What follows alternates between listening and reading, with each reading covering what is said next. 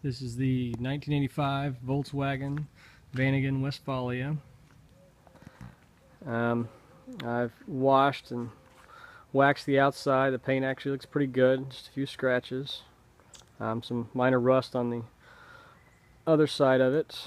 I replaced these turn signal housings. They were cracked and water had gotten in there and rusted out the bulb holders. Also replaced those, rewired them. I took the two grills off, sanded those down and painted them black again.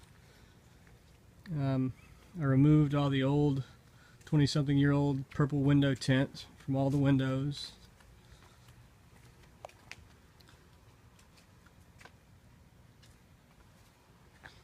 The tail lights, none of them worked. The brake lights didn't work. A mouse had chewed the wiring up. I went through the wiring harness and reconnected everything, put new bulbs in, got all of the lights working.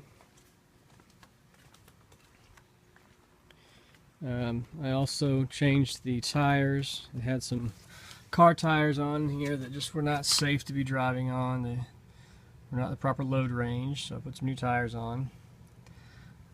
I also put new rubber brake hoses all the way around, just as a safety precaution. I pressure washed underneath. It all came out really nice and clean. Obviously this van hasn't been in a bunch of salty roads up north. It's nice and clean underneath. I also replaced all of the fuel vapor lines and replaced the fuel tank. It just had probably 10-year-old gummed up fuel sitting inside of it. Tried to clean it, but it just didn't work out too well, so I replaced it. Also put new fuel lines and new fuel filter all the way back to the engine.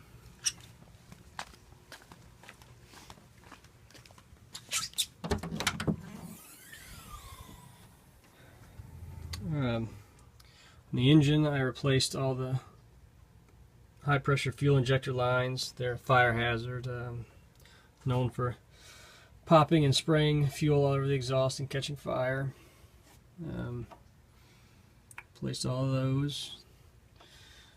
I took the throttle body apart and cleaned it. Took the airflow meter, cleaned the door on it, replaced the air filter.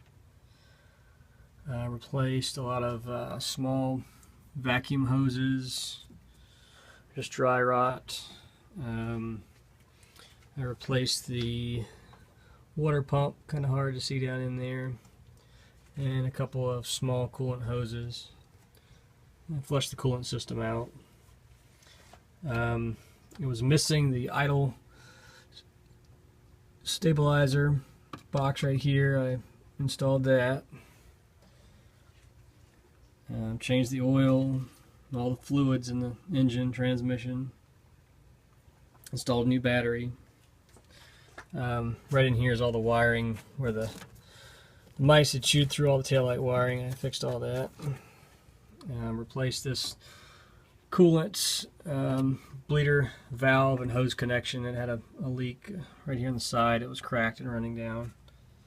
And miscellaneous other small coolant hoses.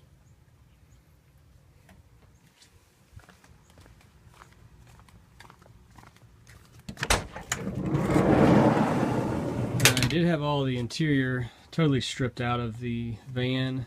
I just put the back seat and the flooring and the front carpet and seats back in.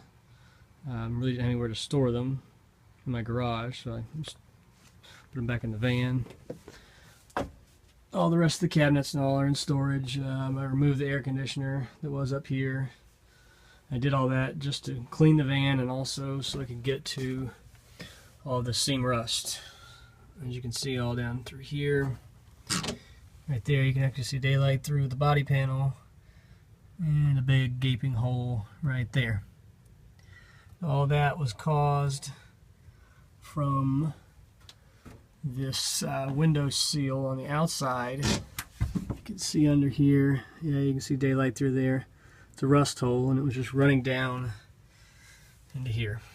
Normally this seam rust is caused by the gaskets going bad on the camper package connections, but these seem to be intact and someone had caulked around them, so they actually were not leaking. It's all just from the window seal. So I'll be cutting that out and replacing the rocker panel hopefully pretty soon. The interior came out really clean. All this was shampooed and it looks really good to me. The pop top had a lot of mold on it. I bleached it. It came out pretty clean. All the tint looks really good after a good cleaning. Few pinholes I'll have to patch, but that's no big deal. I installed new bulbs in the dash to light it up, a new resistor to get the fuel and water temperature gauge working, also a new headlight switch so the headlights would work. Did not have a key for it, so I replaced the ignition lock with a new one after I busted the old one off, and of course a new key came with that. Now I'm going to start it up.